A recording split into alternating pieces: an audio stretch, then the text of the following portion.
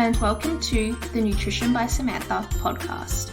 I'm your host, Samantha, nutritionist who is on a mission to cut through the nutrition confusion and help you become the healthiest version of you.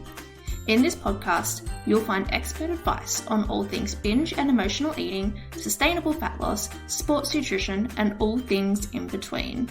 I hope you leave each episode inspired and empowered to make smarter eating choices. Now, let's get into the episode. Hello, welcome back to the episode. This episode, I'll be talking about 10 switches you can make to your diet that will lower the calories you're having, but not impact, the size of your meals. You'll still be eating the same size meals, just eating less calories overall, which can really help on your weight loss journey. But before we get into that, I would love to start by talking a little bit about me.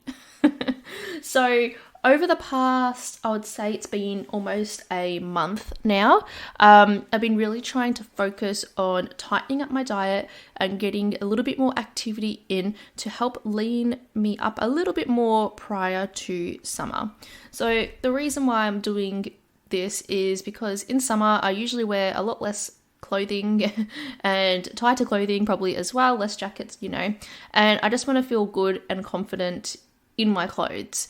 So I know now is the perfect time for me to start to be able to get to my goal by the time, December or even January comes, when it starts to really warm up. I think summer is more so starting in January, I reckon, not December.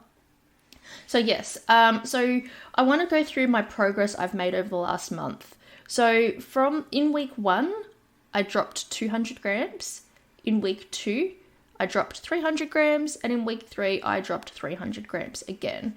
So overall, that is 800 grams I've lost in 1 month, which I am pretty happy with because I am not starving myself. I'm not doing anything extreme, and I am of a healthy weight to begin with. So I'm very happy with that.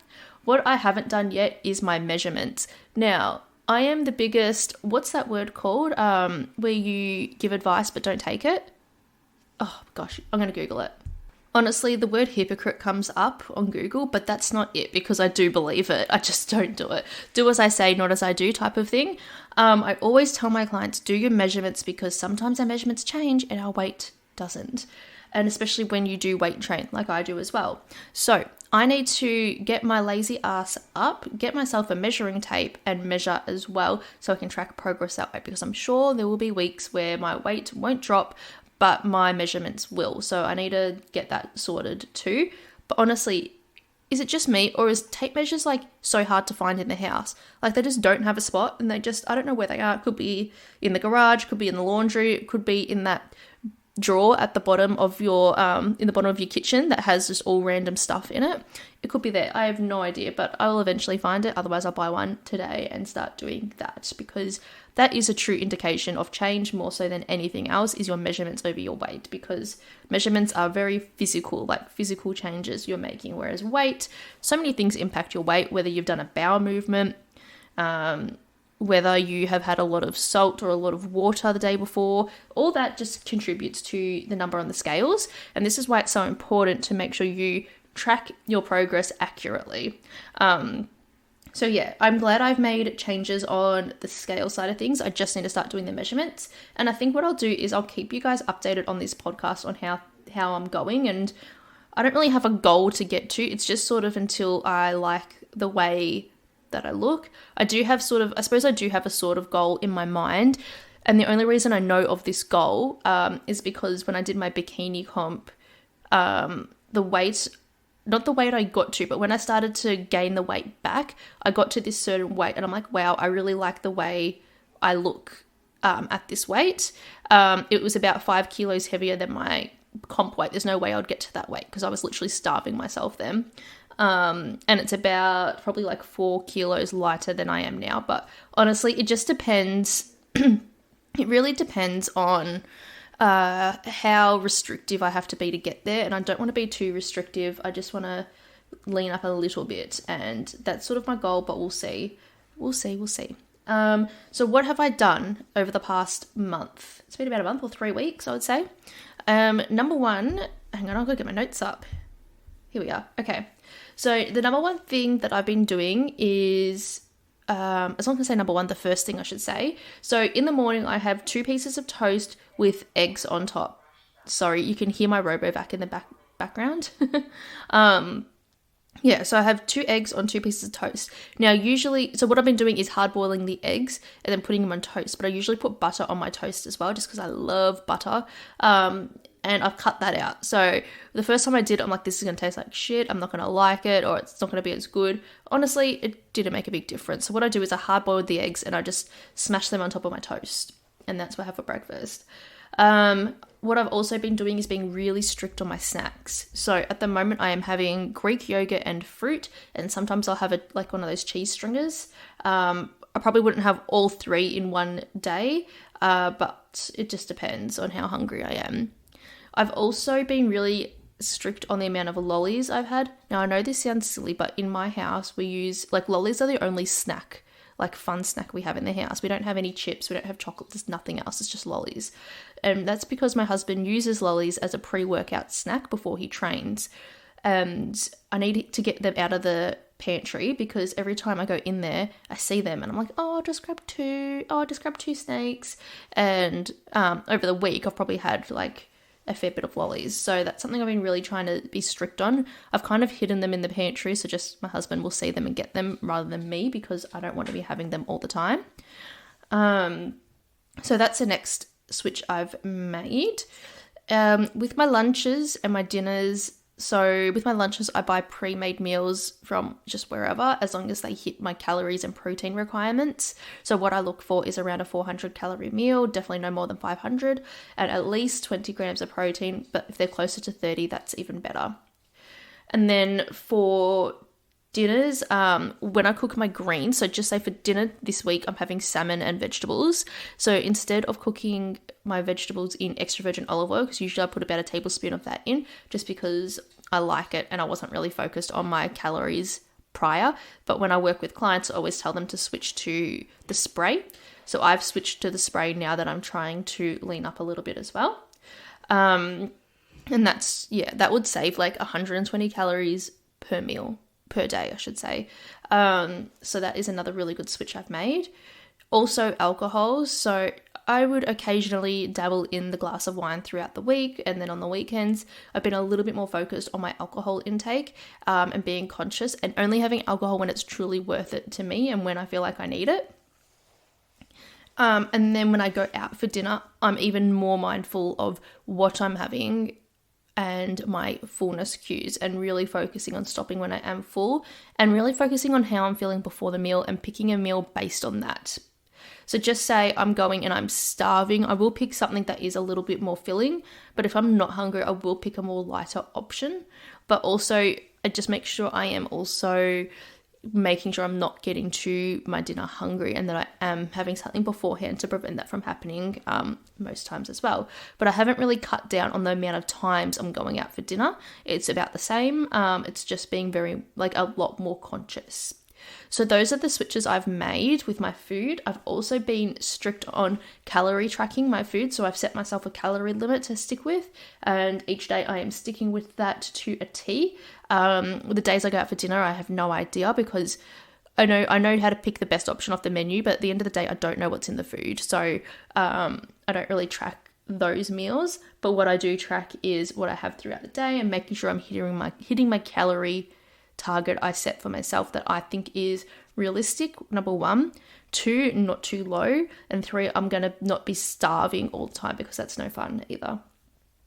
So that's how that's going so far. I do expect maybe in a little while it's going to get a lot harder, and I may have to cut down on something else, or I may have to increase my activity level. We'll see. I don't know until I get there, because I've only ever really lost weight for my bikini comp.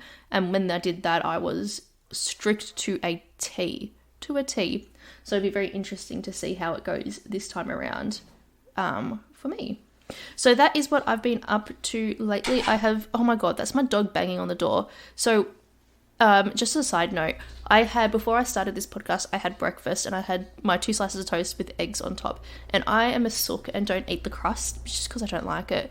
So I've got like half a piece of crust left on my toast, and she knows it's sitting there and she knows it's for her. So she's banging on the door wanting to come in and eat it. but I'm trying not to give it to her because she's getting so spoiled with that. And she just assumes that as soon as I eat, she gets whatever I want. I mean, I've trained her like that, but it's getting a bit ridiculous now that she's banging on the door. My goodness. Anyway, this weekend I'm seeing the Barbie movie. I am so excited to see it. 2 weeks ago I saw Oppenheimer. And then this week I'm seeing Barbie. I'm going to Graceland on Saturday as well. I'm super looking forward to that. Oh my God, she's barking at me for my piece of toast. Jesus. What have I've created a monster. Yeah, so I'm going to Graceland, which is how do I explain it? The only way I explain it is if you're in Brisbane, you know Eat Street. If you've been to Brisbane or live in Brisbane, you'll know Eat Street. It's similar to that, but in Melbourne. And apparently it's really good. Lots of different vendors that you can purchase food from. So what I'm going to do is really look at all the options that are there for me. And then decide, okay, what's it worth it to me? What's going to be a good choice? What's going to be a healthy choice for me? I'm not going to just eat a little bit of everything and just overdo it. It's just not aligned with my goals at the moment. And prior to that, so I have a lunch for, it's in Barwon Heads.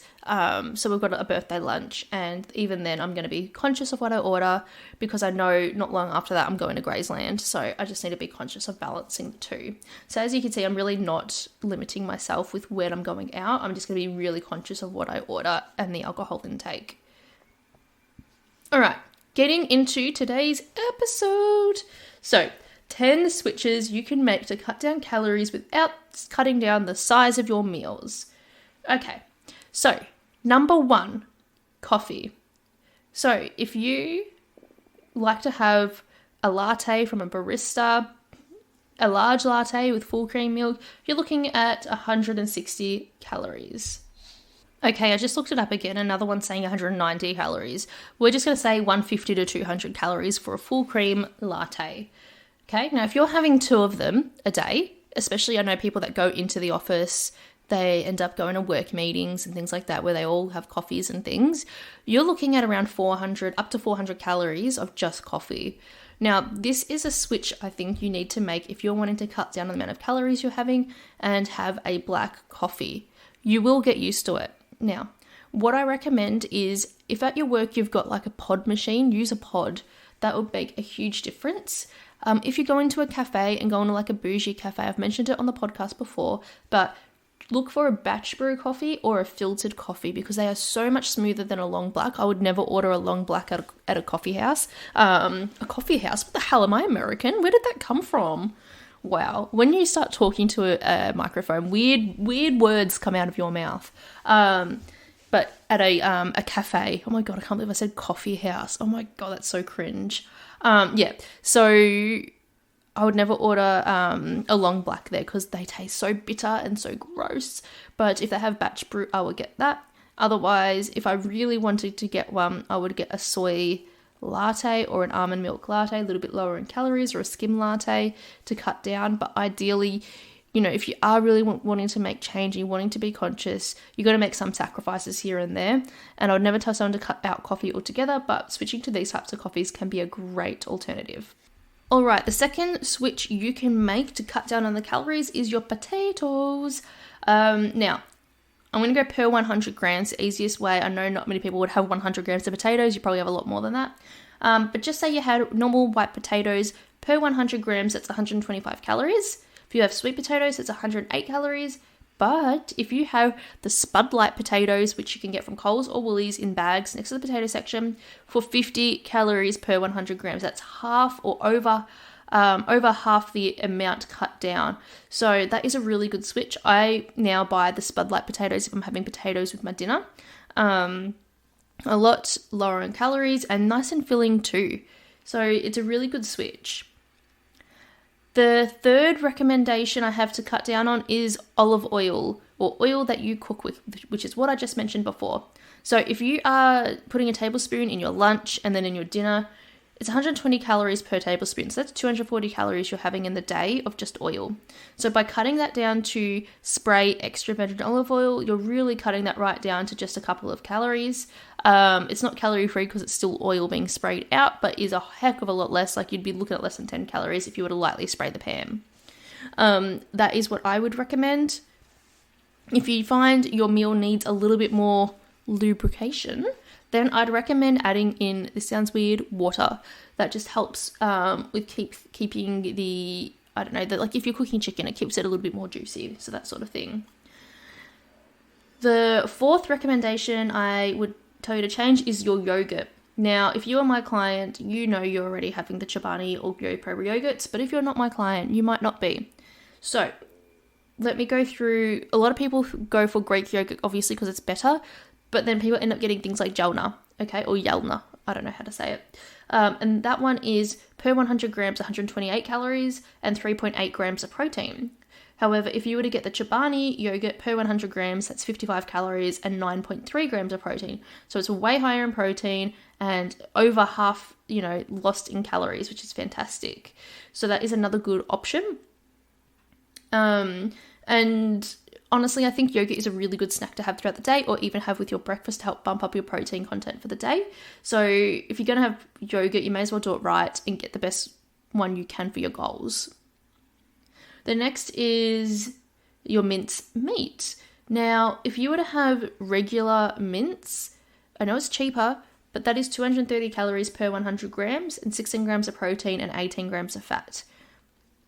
If you were to have the extra lean beef mince, it's 130 calories. That's 100 calories less than your regular mince. 20 grams of protein, so you get 4 extra grams of protein and only 5 grams of fat. So that is fantastic. Remember, the fat in beef is saturated fat, so it's not very good for heart health. So by reducing that down to the extra lean beef, you are making a good choice, not only for the calorie intake and your goals, but also for your heart health as well, by lowering your saturated fat intake. Hey, this is a super quick interruption to tell you about my new program, the NBS Method. After working one-on-one with over 400 people on their weight loss journey, I have developed my own unique formula and method to help clients get from restriction, binge and emotional eating, self-sabotaging behavior, and having no idea what actually works for weight loss, to feeling in control, confident, knowing how to deal with their triggers, becoming a more mindful eater, knowing how to eat for fat loss, and finally seeing the weight loss results that they're after. This 5-month nutrition coaching program will show you how to lose weight in a sustainable way, stop overeating, reduce binge and emotional eating, and finally feeling in control over your eating rather than food having control over you. Within the first few weeks, you'll start to feel lighter, healthier, more confident, and energized. You'll be in control over how much you're eating, you'll understand your triggers for emotional and binge eating, and you've learned the necessary steps to maintain your new healthy lifestyle. I'm so confident that you will gain so much value out of this program, and by the end of the 5 months, you will know exactly what you need to do moving forward to continue to see the results you're after or maintain your weight loss results. If this is exactly what you need right now, head to the link in the show notes to book your no obligation phone call to see if it's the right fit for you. Okay, let's get back into the episode. Alright, so the 6th recommendation I have for you is your wraps. So with your wraps, what I'd recommend is switching from a Mission whole grain wrap, which I know a lot of people get, or any type of whole grain wrap. Obviously, it's really good for your gut health to have lots of different grains into your diet. But if you switch to one of the low carb wraps, which honestly don't taste too much different, you are saving yourself over 100 calories. So the wraps that are like the whole grain wraps are usually over 200 calories, around 210 calories. Whereas if you switch to just say the Mission low carb wrap, it's 130 calories. So you're saving yourself 100 calories there. Also the Woolworths 25% lower protein, lower carbohydrate, higher protein wraps are also a great option. And even lower in calories. You can also get those, what are they called? Oh my gosh. They rip, those wraps. You know what I'm talking about if you're in Australia. You know those wraps that rip, mountain bread, that's it. Those are even lighter in calories, but they rip and they're a pain in the butt to eat because they are just so flimsy. I wouldn't even bother with them, to be honest, because they annoy me so much. All right, the 7th recommendation I would recommend you make is switching from chicken to turkey. Now, I'm not saying you have to do this. It's honestly not a huge difference. But if you are wanting to change up the variety in your protein sources, you can change from chicken to turkey for something different. Having chicken is absolutely nothing wrong with that. I just want to make that clear. It's not like, oh my God, chicken is a bad decision. It's not. It's a great decision to make. Just turkey is just a little bit better on the calories. So chicken per 100 grams is 165 calories, whereas turkey per 100 grams is 104 calories. So I usually just give chicken to my clients because I calorie count their meals for them. So I know that it's still going to be within their calorie range. But if you're one who has no idea how to calorie count or what to do in that situation, maybe just switching to turkey can be that really easy switch you can make without having to worry about it. All right, the 8th recommendation I have is alcohol. So, my goodness, doesn't alcohol add up in calories? I do have some recommendations which I always give my clients. So, when it comes to wine, 120 calories per glass for like a red or a white wine, whereas a champagne is about 80 to 90 calories. So that is a bit of a lower calorie option. Now that I think about it, I mean, I've never worked as a, like behind a bar or anything like that, or any type of hospitality I've never worked in. But I swear, champagne comes in a smaller glass, right? So that would be why it's lower calorie, because, it's per glass you're calculating, and champagne pours into a smaller glass. Let me know, because that's what I think. I think that's why it's lower in calories. I think because it gets served in a smaller glass. Now, one of my clients yesterday told me about this wine. One sec, I'm just going to get it up on Google. All right, I found it. So she told me about this champagne, and it's 65 calories per glass? Yeah, per serve. Oh, wait, no. 65 fewer than 65 calories per serve. That's what it says. What does that mean? 65 fewer than 65 calories per serve. Does that mean it's 65 calories per serve? I don't know, but we'll just assume 65 calories per serve, which is fantastic. So it's called the Yellow Glen Light Sparkling. Now, it is only $7.30 per bottle. What an absolute bargain. I haven't had it before, so I don't know how it tastes, but my client is adamant that it tastes good. So we'll just go by what she says and say it does taste good, and that it is worth your while if you're wanting to have a few glasses of champagne. That is a really great switch, and it's still 6% alcohol. That's fantastic. All right, I did a little bit more Googling, and I found they've also got a rosé for the same amount of calories and a sparkling red. You're not going to get like your Shirazes and Cab Savs and that sorts of thing. But if you were going to someone's house and you want to take a bottle of wine, but you don't want to, have too many calories of wine, I mean, it is a $7.30 bottle. I'm sure if you have really nice people that you hang out with, they won't mind. But maybe just try it before you take it, because we're just going off one client's recommendation here. And I just want to make sure it is going to taste good. So maybe I'll get that next time I do end up buying a bottle and just see how that goes. But 65 calories per glass is amazing. So, if you had two, you could have 2 glasses for the price of one if you were to have a normal glass of just, wine, for example. So that is that recommendation. Now, with your spirits, what I recommend is always getting diet soft drink or sparkling water, soda water, that sort of thing. Now, tonic water and your regular soft drink obviously has calories in it. You can get light tonic water if you are wanting to have it at home. You can definitely get that from the supermarket. But if you're out and you want to have a G&T, like obviously that's still fine. They are lower calorie than your soft drink, but you can always make those better choices with having soda water just to cut down that little bit more. Or maybe like if you're having a couple, you have one G&T and then one G and soda, that sort of thing. Like, or if you want to have whiskey, I just have a feeling that no one that will be listening to my podcast will be a whiskey drinker. But if you are, getting the soft drink that's diet, like Diet Cokes with it would be a better idea. And then with your beers, you can get so many low-carb beers now. There's so many on offer, and there's some you can get for well under 120 calories per bottle. So look out for them and make the best choice you can for your goals. I think it's also important to note, because I know a lot of people do this, switching from a cocktail to a mocktail usually isn't a whole lot different. Like, you may as well just get the cocktail and enjoy it. Unless you're just wanting to cut down alcohol for other reasons, obviously you get the mocktail. But if you're doing it for a calorie perspective and also to save, to improve your weight loss goals, improve your weight loss journey, it's not going to be much different. So you may as well just get the alcoholic one, unfortunately. So that is something else to keep in mind. All right. My next recommendation, number 9, is milks. So if you're having a full cream milk, that is 62 calories per 100 mils, whereas if you have skim milk, you're cutting down half that amount and you're having 36 calories per 100 mils.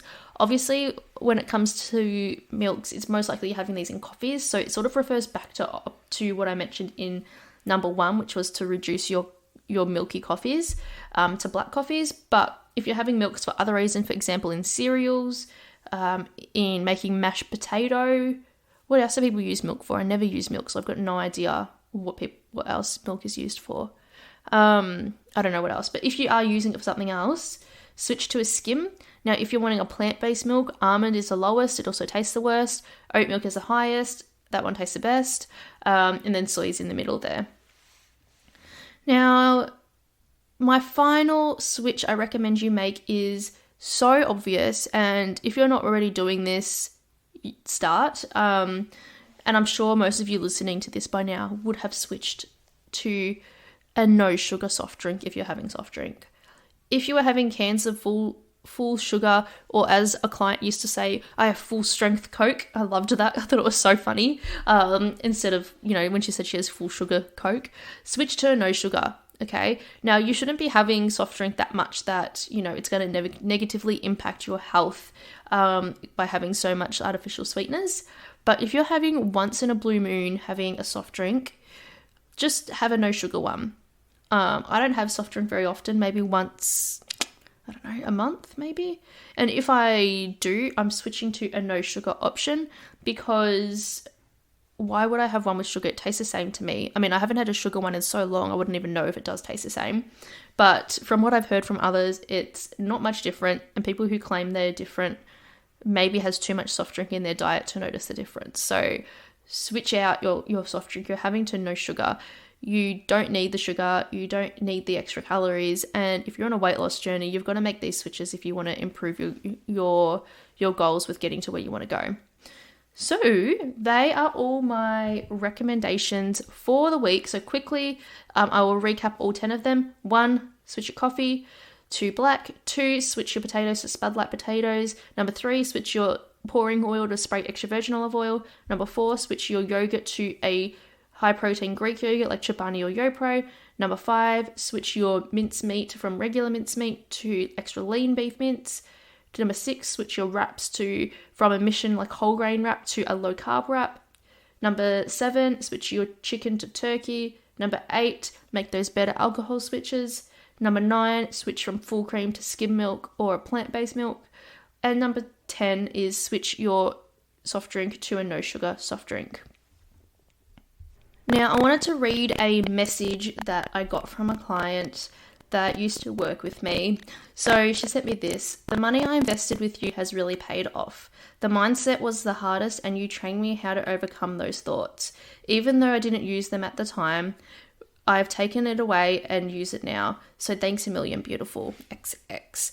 So at the time, she was really struggling with her mindset. I gave her all the tips she needed, and she definitely implemented them at the time. Like, she did work on them, but it does take a long time for some people to really make change depending on where they're starting at. And this client just messaged me also saying that she is 3.7 kilograms down all on her own in 3 weeks. And she's very proud of that. And she feels like she's actually overcome her bad habits. So I'm really proud of her and the efforts that she's made.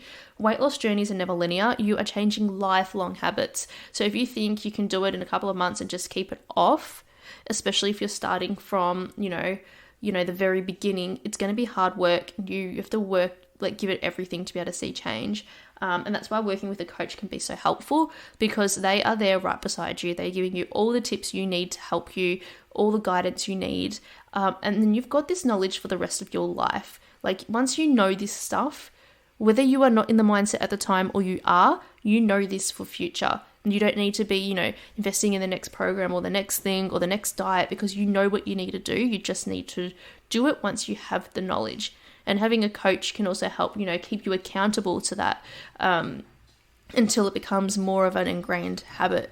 But just say you have moments or months where, you really slack off, you go back to old habits, you then have that knowledge to be able to restart again and get back into it.